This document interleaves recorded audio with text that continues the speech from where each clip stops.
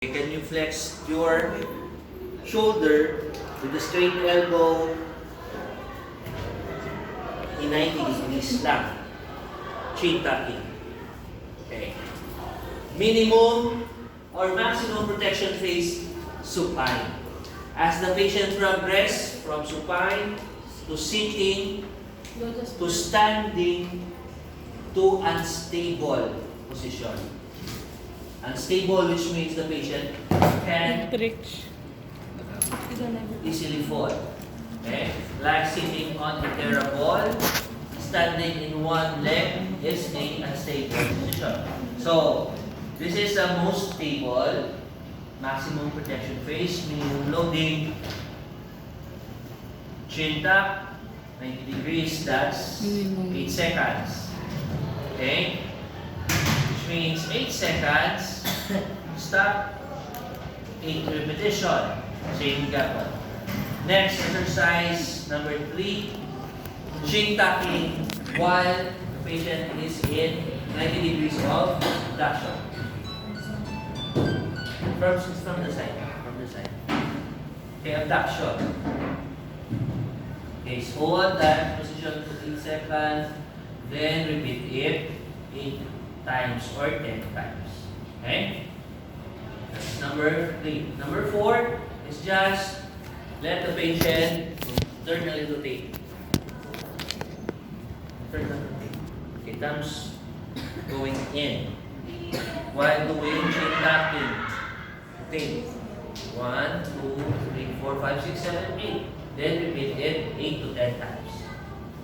That's number 4. Okay, number 5. Ang ganda kong camera ay. While doing chin tucking, shoulder is abducted.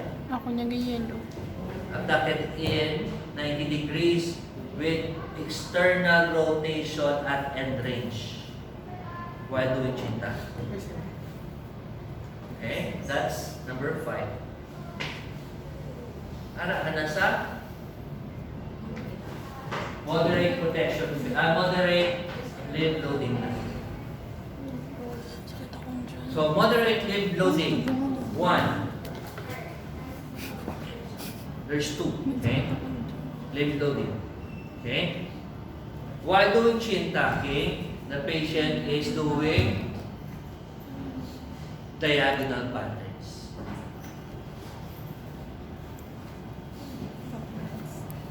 Okay, chin tuck. While doing diagonal patterns. Ano mga diagonal patterns? Pwede ka muna. Okay? Okay, pwede ka muna. Okay, pwede ka muna. Okay. D1, flexion, 2, extension. Or D2, flexion, extension. Okay? That's diagonal patterns. And that is reaching activities man. So while doing chin tucking, ari ka pala sa moderate limb loading, which means chin tuck while doing reaching activities, reach the farthest to the side. While doing chin tucking, maintain. Okay, 8 seconds. The other side. Okay, that's number 2, the other side. 4, moderate protection phase. And then for the maximum limb loading. Okay, let the patient chin tuck.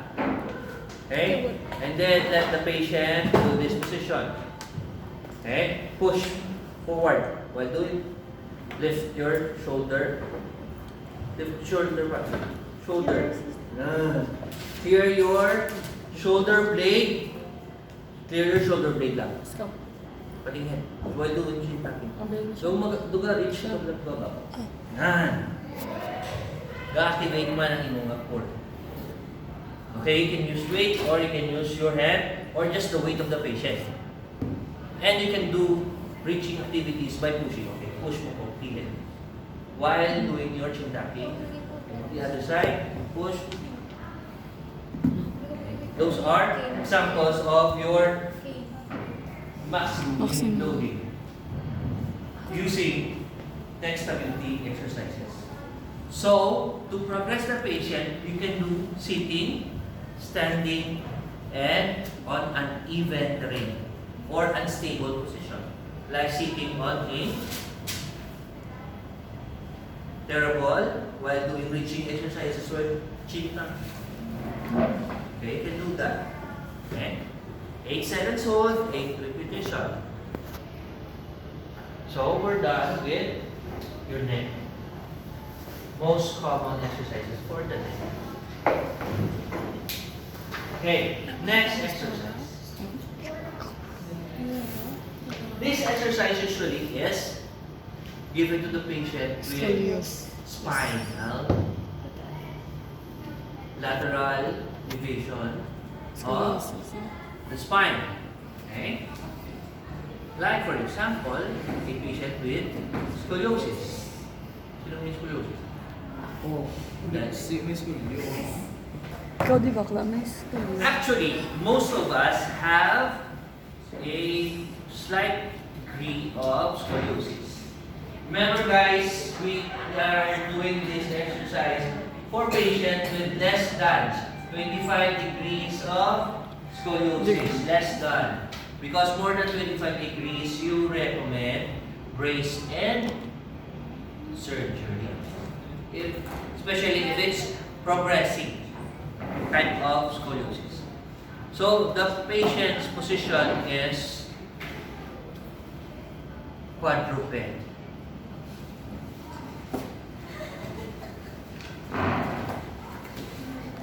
Okay. When you instruct the patient on a quadruped position, the shoulder should be in line with the wrist, and the hip should be in line with the knee. In line. Kung anong kalapad ang hip niya, kung nakalapad ang base of support niya sa dalong. Para hindi siya kapoy sa pasyente sa iyang wrist. Okay? It should be perpendicular. And then, let activated na ang iyang core or cataract. Why? Because it is in a raised position. So you're exercising already the core. Plus, let the patient look on one point only. Para hindi siya mag-exaggerated flexion or extension or flexion. Dapat neutral. Okay? Wala lang usay. So, Kamuta. what is a camel and cat exercise? Usually, when you have a scoliotic patient, we have to maintain the stability of the spine itself, the strength, and flexibility. So the camel is just a exaggerated kyphosis of the back. Ha? Ipa. Ipa. Exaggerated kyphosis. And then count 8 seconds. Sige pa, exaggerate. Super Then relax. And then cat is the exaggerated lordosis. Hindi ka rin hindi mo lang na, hindi lang sa back mo yan. Okay? Exaggerated. 1, 2, 3, 4, 5, 6, 7, 8. Relax. Then rotate ka, kung rotation ka lang, cycle ka lang. Camel ka naman. 1, 2, 3, 4, 5, 6, 7, 8. Cat ka naman. 1, 2, 3, 4, 5, 6, 7, 8. Okay? That is your exaggerate, or that is your camel cat. Next is your claps. Ano yan?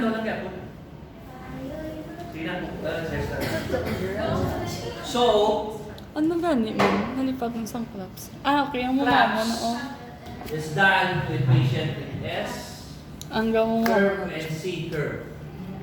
Biyahan mo na sa... So if the C curve, this is your right and this is your left, what is the scoliosis? The name of the scoliosis? Dextro, ang right. Ang levo, left. So this is your dextroscoliosis. So the curve is going here. So the tight here area and the stretch, overstretch area is on the right side. Therefore, when you do claps, you go to this direction. So that ma-align mo. Di ba? Gagamanan No. siya. So kung mag-claps ka ka ito, para ma-straighten mo siya, pag ma-stretch mo na eh. Correct?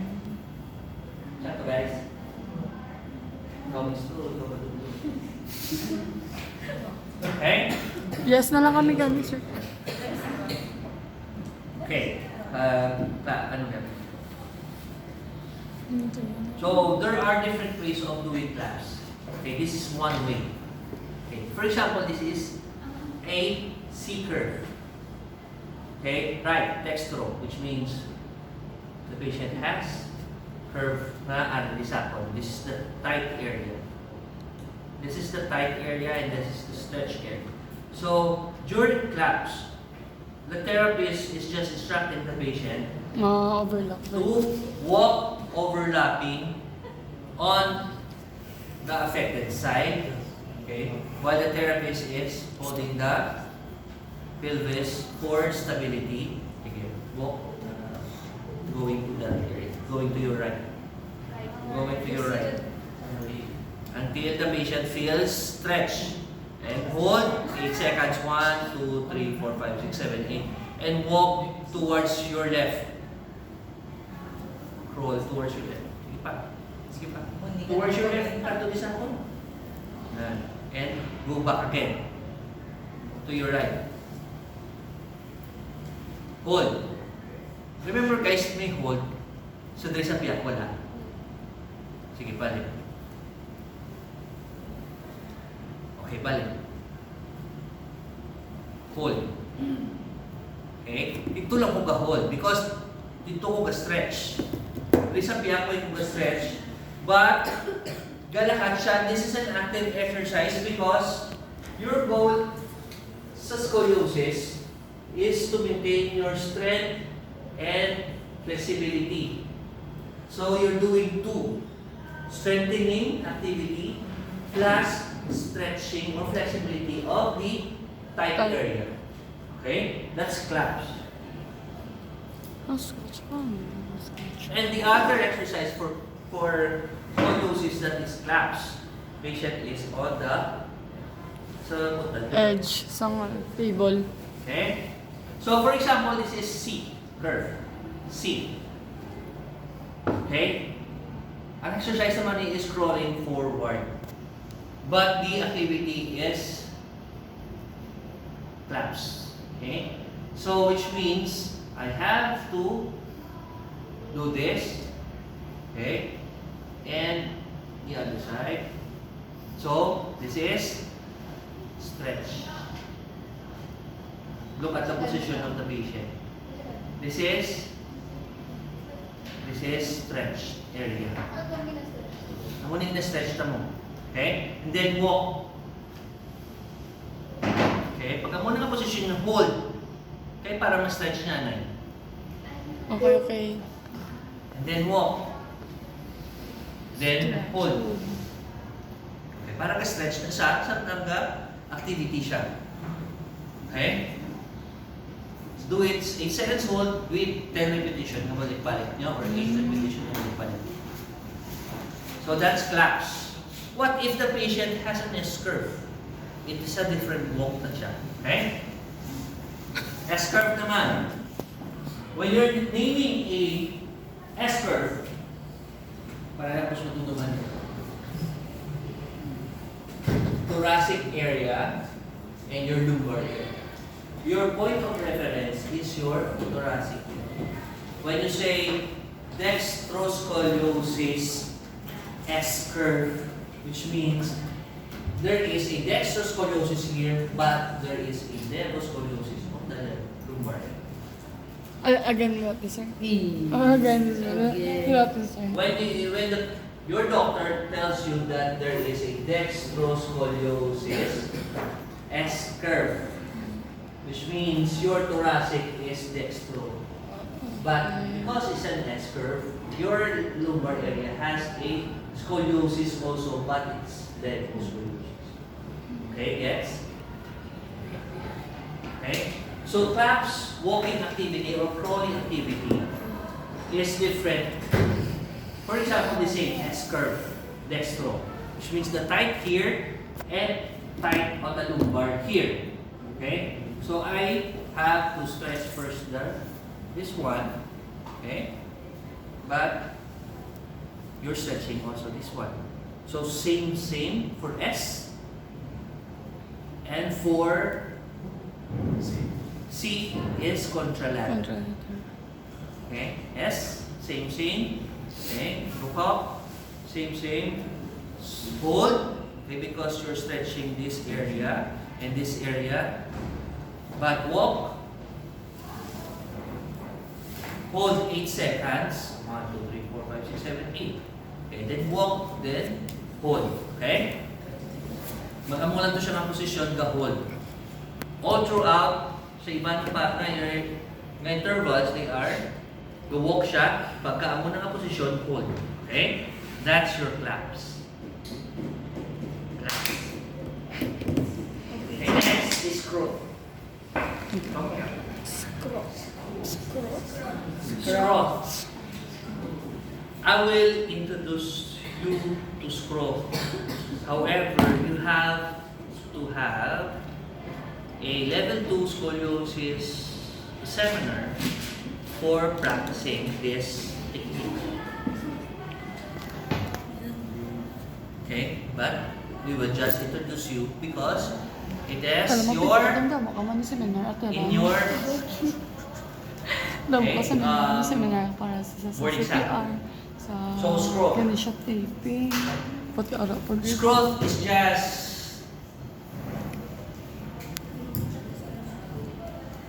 okay, for example, this is the pelvis, shoulder blade. Okay? So remember 4 regions. Ano? 4 regions. Okay, your shoulder region, Ang interface. your thoracic region, your lumbar region, Ito kung and napilit your mo sa dapat lower 60. extremities. Okay? Region. 4 regions. Shoulder, thoracic, Thoracic, lumbar, and lower S. Next, it should have lateral flexion on the same side. Juta na kami. Hindi ako naman. Same side. Or affected side. Wala siya. Rotation going to the opposite side. Your fulcrum and your stabilization.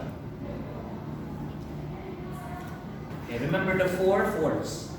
4 keys and the 4 regions. Okay? That is for your scroll.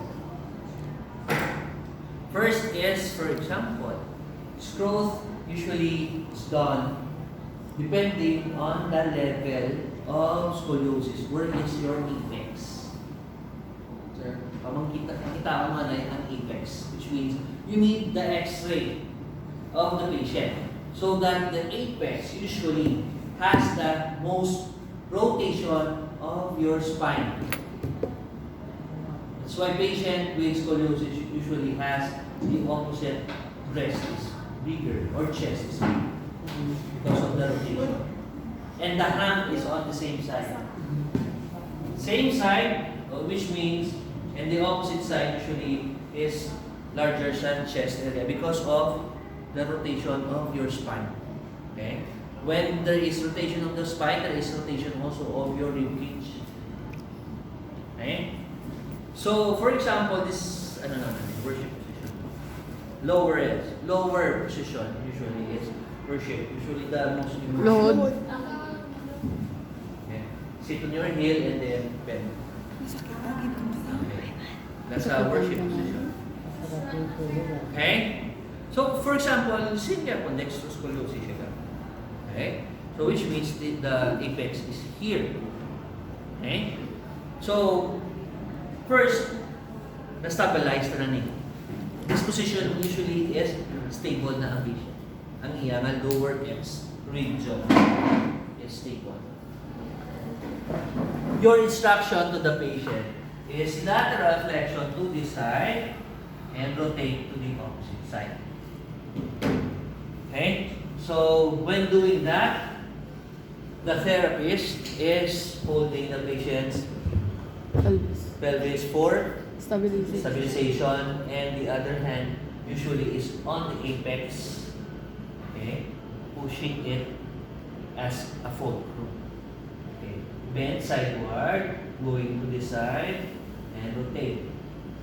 Sige pa, rotate. So that is your strut. That is for your shoulder region. Shoulder, thoracic, rotate, side, and rotate. Oh. Na. Thoracic region. Lumbar region naman ng the same gambol, sa ilo ka lang apex para mag-push mo siya tanan. Okay? Side, rotate. Same gambol, 8 seconds hold, 8 repetition. Which means by region, you are doing your pushing exercise, lateral flexion, rotation, and your fulcrum. 8 seconds hold, 8 repetition. So for example, the patient has an S curve. So there are 2 points. Okay, so lateral flexion to the gapon, rotate because sa thoracic region, in your shoulder region, okay, ironing curve, the other curve is here. So kung mag-S na siya, hindi ka man ma-curve, rotate. Hindi ka man ma-fulcrum, mag-S. Diba, sa opposite ka na makadto kung S-curve na. Okay? Kung C-curve, one area ka lang, hindi ka lang. Sa ilo ka naman to kung S-curve. Okay? For example, the patient has a C-curve. However, gusto niya mag-therapy siya, ma-maintain niya ang flexibility niya, maskin sa balay siya. So, ma-exercise siya sa mga buto plus sa scroll. So, if you teach the patient home exercise program with the same principle, okay? Like for example, side lying, facing knee, facing. Okay? Because C curve siya, dextroscoliosis. So, you lie on your right so that there is already ang imo nga apex. So, your fulcrum, you use your roll towel. Okay? For example, this is your roll towel, ha? Or a Parable. yoga mat, you can use that, or you can use your kita mo na sa stretch ball nga palapak-lapakan mo na sa patient, ginapa-roller, ang roller na black. You can use that roller, okay, as your fulcrum. For example, this is okay. So which means by gravity, okay, for example, I need foot. Mabalang fulcrum. May roll towel mo, for example. Okay. So by gravity, you already have your lateral flexion na because of the fulcrum, okay, or the mat. Okay. So the ano na lang sa patient is your stability sa lower X.